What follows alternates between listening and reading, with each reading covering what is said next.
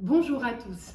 je suis Priscilla, je suis la fondatrice de l'association Ludosens, qui est une association qui existe depuis 2015. Et donc c'est un nouveau chapitre qui s'ouvre,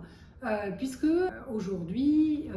il me semble important de transmettre sur un certain nombre de sujets en lien avec la neurodiversité, avec l'autisme, mais pas seulement. Des vidéos vont être postées très régulièrement. Je vais essayer d'avoir un rythme d'une fois par semaine sur tous les sujets, donc notamment les comportements opposants, qui est quand même une problématique familiale qui concerne des enfants, des adolescents,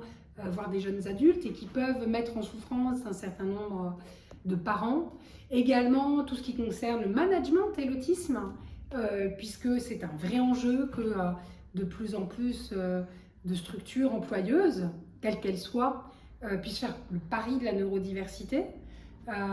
Donc l'idée de cette catégorie, management et autisme, c'est de donner des clés, des conseils, également de parler des écueils, des difficultés,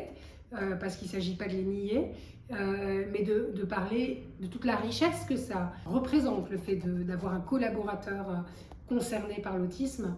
dans une structure. Il y aura également une catégorie qui va être très en lien avec mon expérience personnelle et qui sera axée sur apprivoiser les contours de son fonctionnement cérébral, de sa propre neuroatypie, donc avec les forces, les faiblesses, comment on apprivoise, quelles sont les stratégies de ressourcement que l'on peut mettre en place.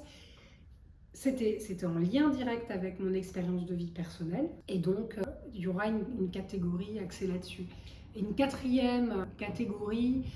axée sur les forêts comestibles, le lien entre neurodiversité et biodiversité, puisque c'est un projet que nous avons lancé à Ludosens, le fait de faire en sorte que ces forêts nourricières, ces forêts comestibles, ces forêts multisensorielles qui font appel aux 5 sens,